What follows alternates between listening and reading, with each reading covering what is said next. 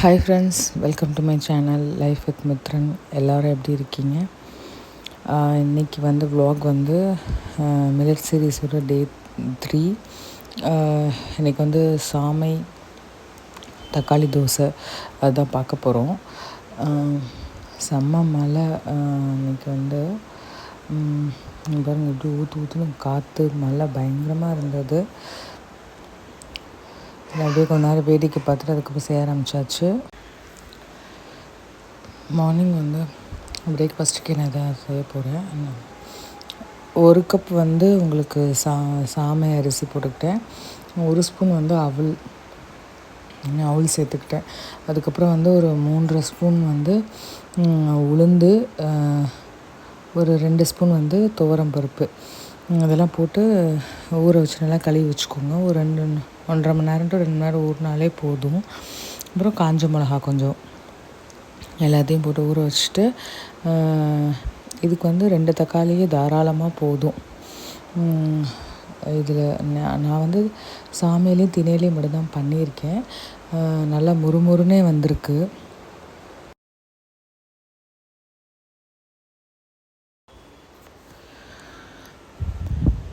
Medium size தக்காளி 2 நான் எடுத்திருக்கேன். சின்ன தக்காளியாக இருந்தால் 3 சேர்த்துக்கோங்க. நான் 1 டம்ளர்ன்றனால வந்து மிக்சிலேயே வந்து அடிச்சுக்கிறேன். கூட போட்டிங்கன்னா கிரைண்டரில் கூட அரைச்சிக்கலாம். அதுக்கப்புறம் இது எல்லாத்தையும் நல்லா நைஸாகவே அரைச்சிக்கிட்டேன். கொஞ்சம் திப்பியெல்லாம் அரைக்கலை. ஓரளவுக்கு மிக்சியில் ஃபுல்லாக நைஸாக அரைக்க முடியுமோ அது எல்லாமே நைஸாக அரைச்சிட்டேன். அது கூட வந்து உங்களுக்கு நல்லா கொஞ்சம் ஓரளவுக்கு தண்ணி கொஞ்சம் திக்காக இருக்குது. ஒரு அரை டம்ளர் 3/4 டம்ளர் தண்ணி அலசி ஊற்றிட்டு, அது கூட ஒரு பெரிய வெங்காயம் நல்லா தூளாக அரிஞ்சு சேர்த்துக்கிட்டேன்.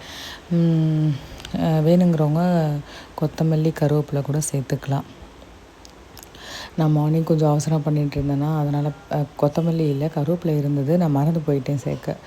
வேணுங்கிறவங்க அதையும் கட் பண்ணி சேர்த்துட்டு அது கூட செய்யலாம், நல்லாயிருக்கும் தோசை வந்து. நிறைய பேர் வதக்கியும் போடுவாங்க, வெங்காயத்தை வதக்கியும் சேர்த்துக்கலாம், நீங்கள் பச்சையாகவும் சேர்த்துக்கலாம்.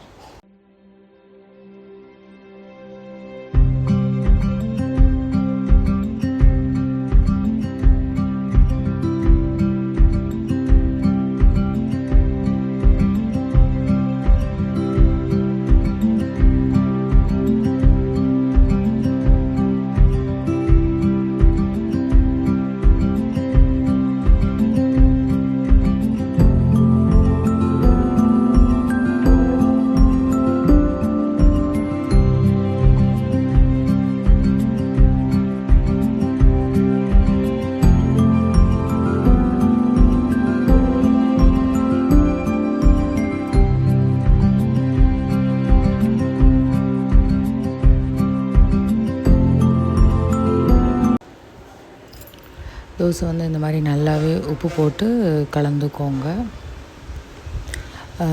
இங்கே பாருங்கள், நான் ஊற்றி காமிக்கிறேன். நல்லாவே ஓரளவுக்கு நல்லா முருகலாக வந்தது. தோசையும் டேஸ்ட்டுமே சூப்பராக இருந்தது. எங்கள் வீட்டுக்காரெலாம் பெருசாக இந்த மாதிரி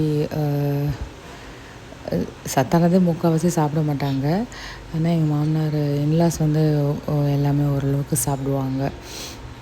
பெருசாக வந்து ரெஸ்ட்ரிக்ஷன் கிடையாது.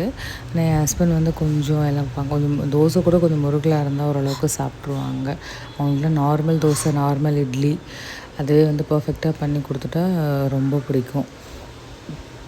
நேற்று சப்பாத்தி போட்டனால கொஞ்சம் கல் வந்து பிடிக்கிற மாதிரி ஆயிடுச்சு. மற்றபடி தோசை வந்து சூப்பராகவே வந்தது. நான் சாப்பிட்டு காமிக்கிறேன் பாருங்கள். இது கூட வந்து நான் வந்து வேர்க்கடலை சட்னி வச்சுக்கிட்டேன். தேங்காய் சட்னியுமே சூப்பராக இருக்கும். எங்கள் வீட்டில் தேங்காய் சட்னியோட வேர்க்கடலை சட்னினா எல்லாருமே சாப்பிடுவாங்க. அதனாலேயே வந்து வேர்க்கடலை சட்னி வந்து அரைச்சி அதுக்கும் காம்பினேஷன் சூப்பராக தான் இருந்தது. தோசைலாம் வந்து ரொம்ப புளிக்கலைங்க, மீடியமாக தான் இருந்தது. புளிப்பு வேணும், கொஞ்சம் புளிப்பாக வேணுங்கிறவங்க வந்து ஒரு தக்காளி வேணால் எக்ஸ்ட்ரா ஆட் பண்ணிக்கோங்க. மற்றபடி வந்து எல்லாமே சூப்பராக இருந்து ட்ரை பண்ணி பாருங்கள். தேங்க்ஸ் ஃபார் வாட்சிங். சப்ஸ்கிரைப் பண்ணாதவங்க சப்ஸ்கிரைப் பண்ணுங்கள். தேங்க்யூ.